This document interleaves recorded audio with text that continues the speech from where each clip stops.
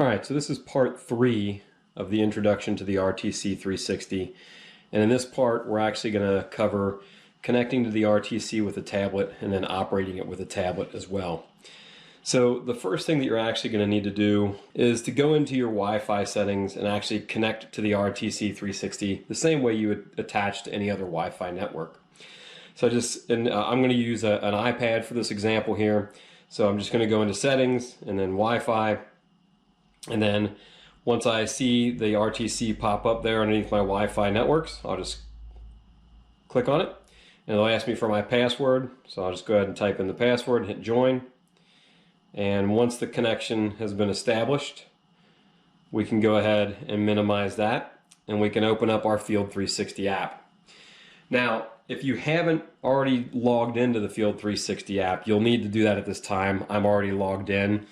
But if you haven't actually created an account for that, you're going to want to go to your web browser and type in portal.cyclone-cloud.com, and then you should be prompted to type in a username and a password, and then you'll also either type in your Cyclone Register 360 EID or your Cyclone Register EID on that site.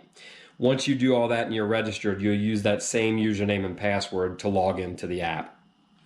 So once you're into the app, you can create a job. So I'm just going to hit this little red plus down here at the bottom of the screen where you can create a new job. And in this example, I'm just going to call it Test 1. And if I want to, I can also take a photograph that will kind of use it as a background for the project. So I'll just hit the camera icon and we'll step back.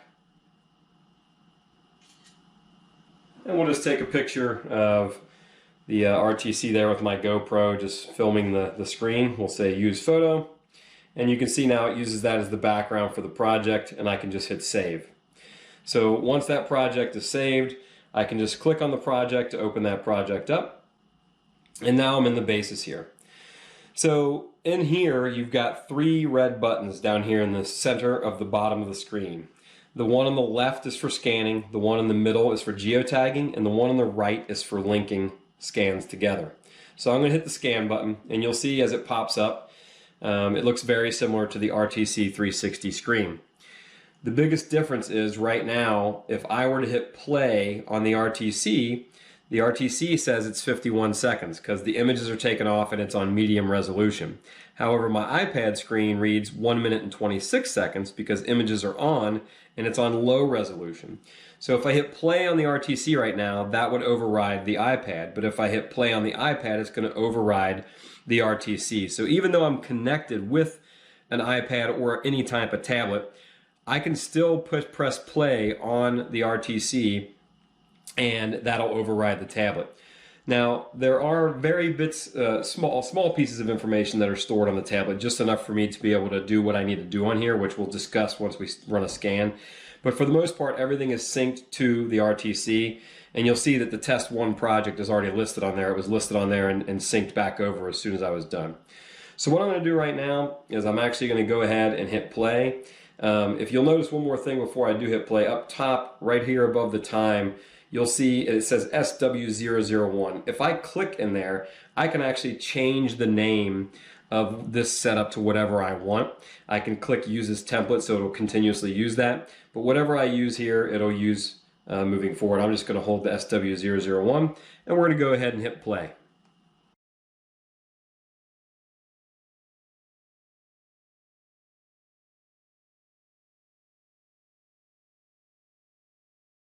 Alright, so we're all done with the scan and the imaging, and you'll see within about 3 seconds or so the scan will appear on the tablet. Now, if I select the scan on the tablet, I can go into full 3D mode, and you can see here we've got a very lightweight point cloud. Like I said, it's just enough for me to be able to view and see what I've done. It's about approximately 10% of the points or so. Same thing with the imagery. The imagery's on there, however, it's a very low quality imagery. Just enough for me to be able to do whatever it is that I want to do on the screen. So we'll go back to the map here, and now we're actually going to pause the videos and stuff because I'm going to move the scanner and everything, and then we'll come back here and start up here again in a second. All right, So we moved the scanner, moved the camera and everything, and you'll see now on the iPad screen, we've got a large red circle from where the last scan location was, and then you have a small red dot that's blinking there. That's where the new scanner location is. So that's what Viz enables you to do, is between the IMU and the cameras, it watches where you walk and it positions itself within the scene, approximately where the next setup is. So that when I run this next scan, it's going to come in rotated and oriented in the correct direction. So again, we're just going to go ahead and we're going to hit the scan button again, and I'm going to go ahead and just to demonstrate, this time I'm going to hit play on the scanner, and you'll see that it still updates on the iPad as well. So you'll see at the bottom here, it says that it's scanning right now.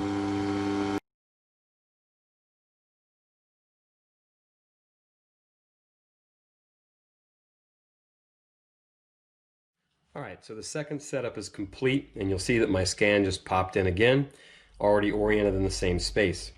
So the next thing that I actually want to show here is how you link the two scans together.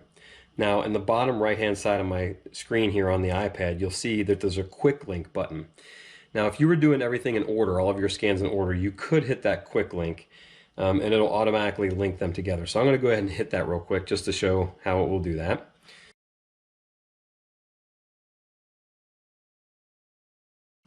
All right, so there's our link, right? But maybe I wasn't going in order, so I just wanted to show you how you could do that. If I hit the link button, or maybe I wasn't happy with that link, you can see now that there's a red dot on the link. I can actually hit that red dot.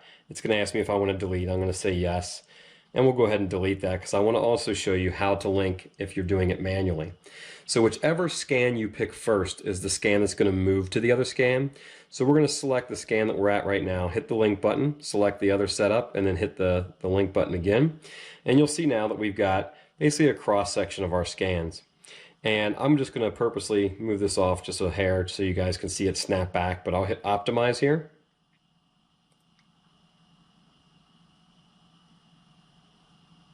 All right. And you'll see that it snapped in place. A couple other things here real quick. We can change from the horizontal view to the vertical view, so we can also look at that. And then you can also change to a 3D view. So you can view those also before you actually optimize the link. But if I'm happy with that, I just hit create link now, and you'll see that my link is created. So a couple other things to go over here real quick before we finish up is, let's just say I wanted to create a geotag, right? And I could have done this from the last setup while I was scanning, but I didn't want to have to try and talk while the scanner was running. So if I select the previous setup and come into my geotag, it'll pop up, and you'll see up at the top of the screen I've got images, I got videos, I got documents, I got voiceovers, and I got text. So I'm just going to type in, and we're going to say outlet, and we're going to take a picture of that. So all I'm going to do is I'm going to come over here and I'm going to take a picture of this outlet.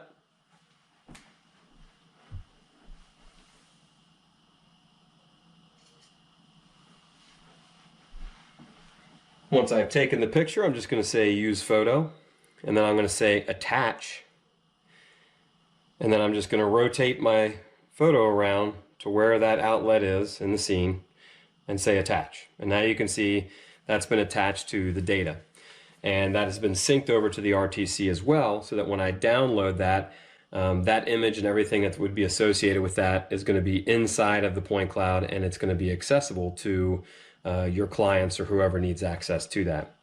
One last thing here, while we have it open, you'll notice that there's some options over here on the right side of the screen in the light gray area.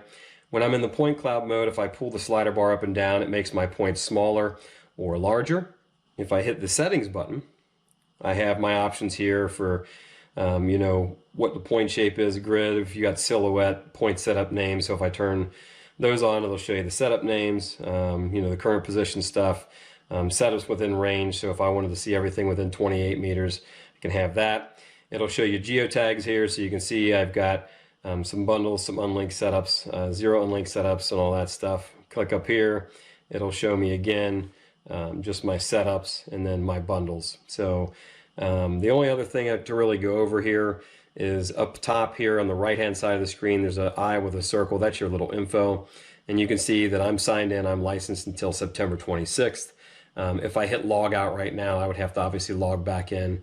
But it's a quick way before you go out in the field to see how long your license is valid for. Typically, you have to log in once every 30 days or so.